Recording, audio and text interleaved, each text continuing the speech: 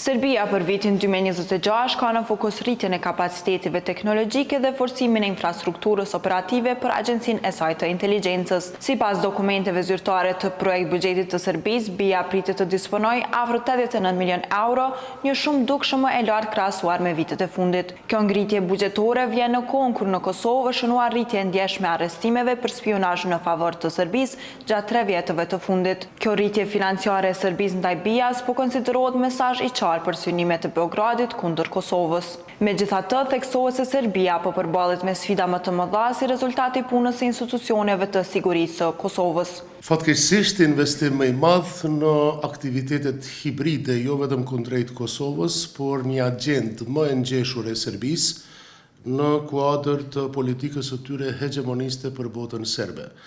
Natyrisht, në veçanti ndaj Kosovës, duke pas parasysh të gjitha aktivitetet që lidhen jo vetëm me veriun e vendit,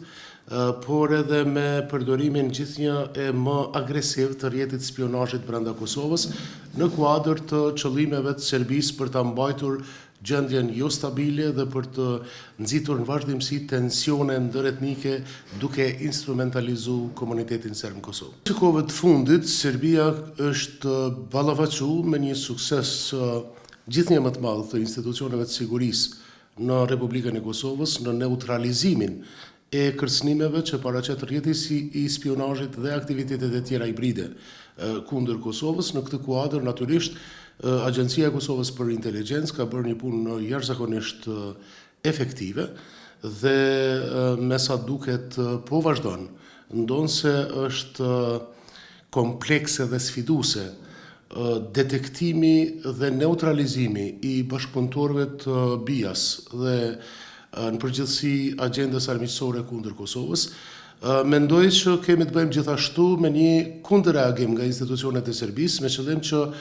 të shtojnë aktivitetet e tyre, të rrisin çmimin e tyre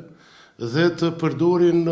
mjetet financiare për operacione më efektive kundër Kosovës. Ne në vazhdimsi jemi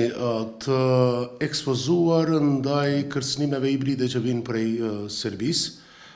sidomos duke pas parasysh ndjeshmërinë e situatës në veriun e vendit tonë, dhe mendoj që institucionet e Kosovës duhet kundërpërgjigjen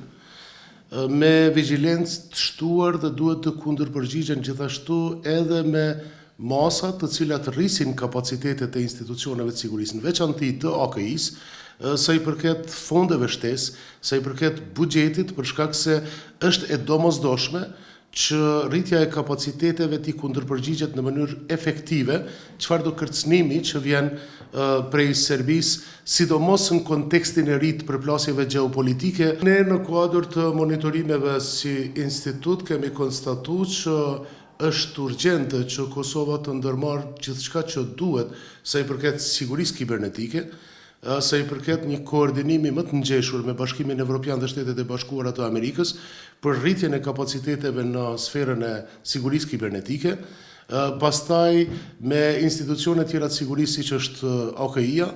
mendojmë që rritja e kapaciteteve do duhet konsistonte në një rezultat